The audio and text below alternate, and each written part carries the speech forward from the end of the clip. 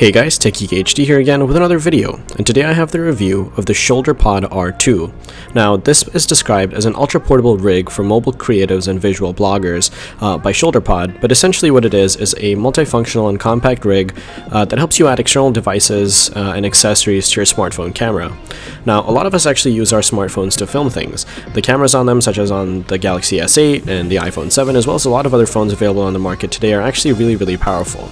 And we've all heard the best camera is the one you have with you. Now, I always have my iPhone on me, and I've been using it more and more to take photographs and videos over the last couple months. That being said, it's always nice to have something that helps you attach better audio, better lighting, or something of that sort to your phone, especially when you're in conditions that you can't really control. That's where the R2 comes in.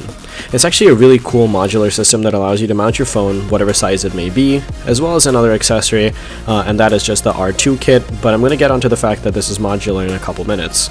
Now, as you guys can see here, you can hold a phone in landscape orientation, and you can actually mount a camera onto this as well, so long as it's something small and isn't overpowering and bearing on your wrist, because otherwise it's going to be kind of uncomfortable to hold. Currently, having just a phone such as the iPhone 7 on it works really well. I also have my Zoom H1 mounted here, which is a little bit beat up, but the microphones work really well, and this is actually a really cool combination if you're planning on vlogging or something of the sort. I actually really wish I had this sort of setup when I was on my trip earlier in the year. Now, as you guys can see, I have this mounted here on a little desktop tripod, but you don't really need to do that. The reason that I have it over here is just so I could show you that it actually has a tripod mount at the bottom of the hand mount as well. Now, it comes with a lot of different pieces in the box. This is the R2 kit specifically. There's a mounting plate, a little handle, a cold shoe mount really, as well as the actual tripod canister spring-loaded mount thing so that you can put your phone into it.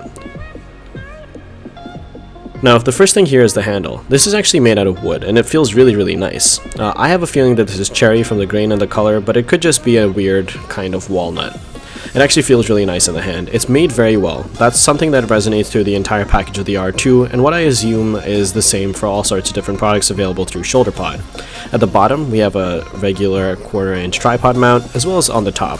This is the mounting plate. It comes with two different 1/4-inch mounts on each side, and then they also have 1/4-inch threads at the bottom, so you can add things to the bottom of them as well. They don't come out because the threads hold them in place.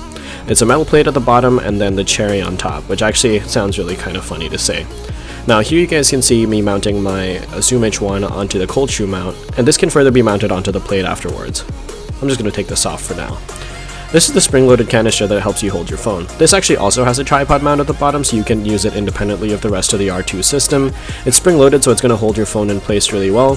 It has rubber feet at the top and bottom so that it doesn't scratch your phone as it's holding it, in case you want to use it without a case. I actually tend to use my phone with a case, but I just took it off just for the purpose of this video, to show you guys what the iPhone 7 would look like just by itself. This is actually really sturdy. There's no amount of shaking that can get your phone to fall out, but they do say that it's a pretty powerful mount, so you don't want to over-tighten this to risk damaging your phone. Now, if you want, you can actually attach the handle to this independent of the mounting plate and just use it as a little handlebar for your phone so that you can walk around with it and vlog if you don't need any extra accessories. But where the R2 really comes into its own is actually using that mounting plate to add other things onto it. This is where it's best used. I mean, having your phone on a mount like this just stabilizes it by itself because you're removing a degree of rotation by holding your phone in a more natural position for your wrist.